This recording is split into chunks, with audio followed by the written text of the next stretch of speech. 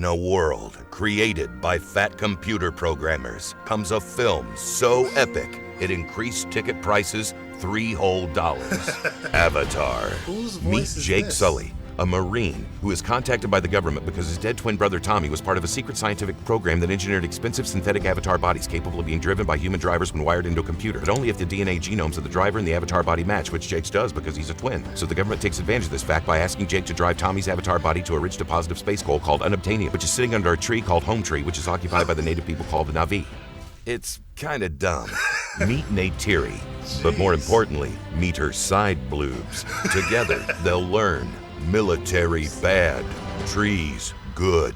Travel to a futuristic world of spaceships, mech warriors, and really crappy wheelchairs? Follow along with a team of scientists who blend in with the natives by wearing the Gap Khaki collection. Discover the Na'vi, a strong and noble race of blue Indians fully in tune with nature who are somehow helpless without the white man. It's actually kind of offensive when you think about it. This December, prepare for 3 hours of eyeball twitching.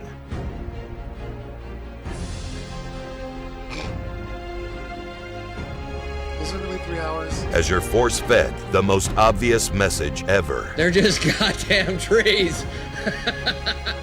It will leave you wondering, did I see her nipple?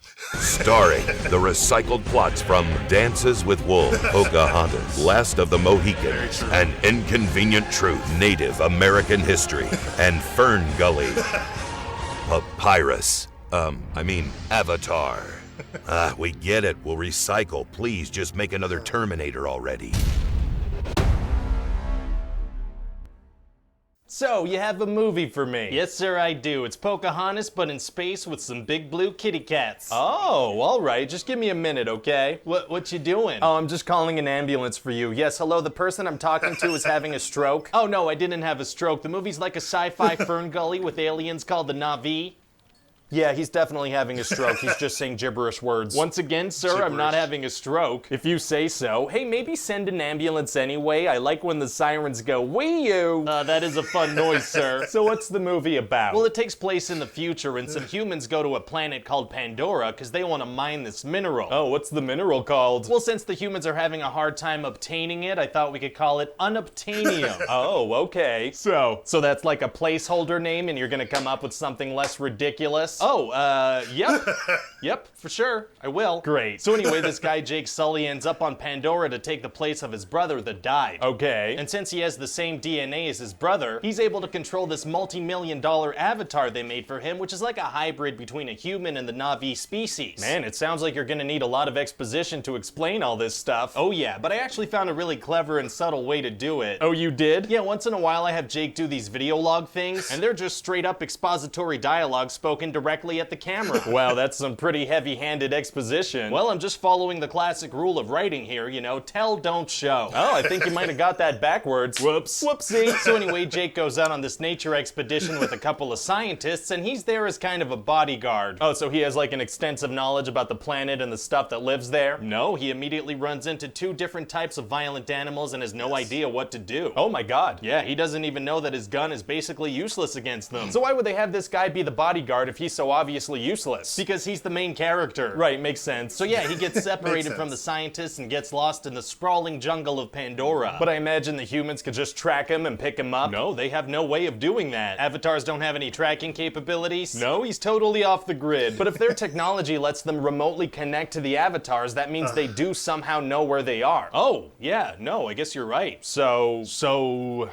let's ignore that and move on? That works for me, thank God. So what happens now that he's lost in the jungle? Well, he's about to get killed by these dog things, and this Na'vi woman, Neytiri, saves him. Okay. And Jake seems to be special or something, so he gets to be trained by her to join the clan. Oh, what kind of stuff does he get trained to do? Well, she shows him how to plug his ponytail into some animals. What? Yeah, if you plug your ponytail into animals, you get to control them. That sounds pretty gross. Oh yeah, it's pretty weird, and at a certain point, if you want to join the clan, you have to plug it into this banshee dragon thing. Oh yeah? yeah? What's that like? Well, you have to wrestle it down and shove your thing into its thing, and it's gonna fight back, but you really need to pin it down and shove your tail in there. That sounds like something you should go to jail for. What? Well, you're saying you need to basically force yourself onto this creature? Yeah, but it's not a sensual thing. They just connect the ponytails. Do the Na'vi have a way of getting sensual? Yeah, I actually have a really nice love scene in here where what they do is connect the ponytail. So the tail is a sensual thing. Yeah, maybe. Okay, so we're definitely cutting that part out of the love scene. Tell you what, let's shoot it and see how we feel in editing. I can tell you right now that I feel gross about it, so maybe it'll be in the extended cut. Let's just shoot it and see. Okay. Awesome. So is there a bad guy in the movie, or? Oh yeah, there's this mean hardcore military guy, Colonel Quaritch. What's his deal? Well, a movie's only as good as its villain, so I made sure to give him a really compelling backstory and multi-layered character development. Oh, you did? Nah, I'm just kidding. He's just a really mean military guy. That's as far as that goes. Well, I guess that is all we need to know. Plus, that'll keep the runtime down. Right, although it's gonna be about 3 hours long. Oh my god. So anyway, Jake's gonna become kind of the leader of the tribe by taking control of this big dragon thing called the Turuk. Okay. And only 5 people in history have been able to take control of this thing. Wow, so it's gonna be a real struggle for him to take control of it. Actually, it's gonna be super easy, barely an inconvenience. Oh really? Yeah, he realizes that, hey, maybe nobody's attacked this thing from above, and so that strategy works immediately. Hard to believe no one's ever thought of that. So anyway, at the end of the movie, the bad humans are gonna try to drop some bombs on the Na'vi so they could take the unobtainium. How are the Na'vi supposed to defend themselves from bombs falling from the sky? Well, the humans are gonna fly low enough to be within range of the arrows. Very cool of them. And so the Na'vi are gonna take down the choppers, and it's gonna look super awesome. Wouldn't the bombs explode when the ships crash? Oh yeah, they're gonna blow up like a couple of feet away from their intended targets, and for some reason that's gonna be okay. And so the Na'vi are gonna win. Yeah, and the bad humans are gonna get shipped back to their dying planet. What's to prevent them from just coming back with more bombs? The movie's over. Oh, okay, good. So basically what we have is this awesome looking movie that spreads a really important message. What's the message? That nature is important, and if you let money drive your motivations, you're a bad person. And what kind of budget are you aiming for? About $250 million? If that's really the message you want to send, maybe we could donate that money to a charity. No, I want to make a movie. Give me money. Fair enough. Spending money on preachy messages is tight. Hey, there's more where that came from if you want to give me some more money. I like your style.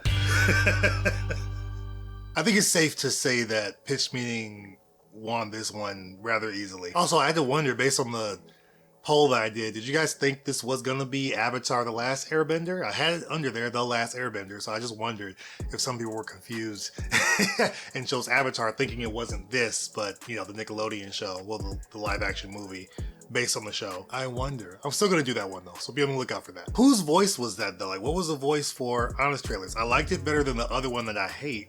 Was this after that, or was this before that? I don't know.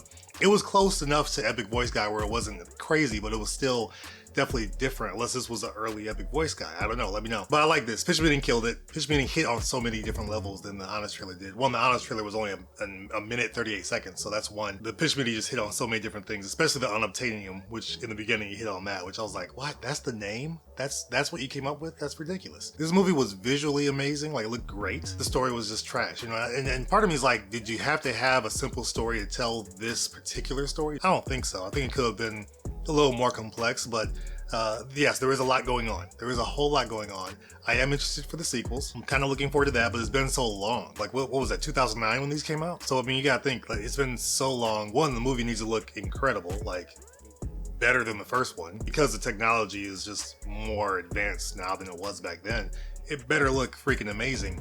But is the story still going to be trash? Is it still going to be a rehash of something else? Are they going to try to, I don't know, like that's where I'm torn. I did not see this in theaters. And everybody was like, you should have seen it in theaters in 3D. I did not see it in theaters. I saw it once it was on DVD. And so maybe that's one part, but maybe it was a great theater experience. And that's what everybody was raving about. Because the movie itself was just, But that's just me. I know it's on Disney Plus now. It's on Disney Plus, so you know you can watch it at your leisure if you have that service now, which that's cool. But yeah, that's kind of all I have for this one. It's not a whole lot that I have with this movie. Like, it's, again, visually appealing, look great, story's trash, acting is mediocre. It's just a sci-fi film. You know, it's not saying sci-fi channel film. It could have been based on the story, but it looks fantastic. That's what really puts it over the top, I guess, with this one. But we'll see what the sequels look like. Are you interested in the sequels? Did you love this movie? What were your thoughts? let me know. And let's talk about the pitch meeting. We can talk about the Honest trailer too. I need that information though. Who was that? Was that Epic Voice guy early on, or was that somebody else? Let me know, because I need to know. Big thank you to you guys, my subscribers and my members. I thank you guys so much for helping the channel grow. We're at about a little over 4,300 subscribers now, so it's pretty cool to see. Big thank you as well to Steve O, Brian Tidwell, and Slepnir. You guys are my Hyper Crew members. You get a verbal shout out by me in every video, so thanks so much for choosing that tier. If you're interested in memberships, check that join button down below. You can see all the tiers available and the perks you get with each tier. It helps the channel grow and it helps me to continue to put out daily content for you guys. While you're still here, hit that like button. It helps YouTube know that these videos want to be watched and they will recommend it for other people to watch them so the channel continues to grow. Also, check out some of our most popular videos on the channel. You can also see our most recent reaction right over there as well. If you've seen all that, and I'll see you guys in the comments so we can talk about this one.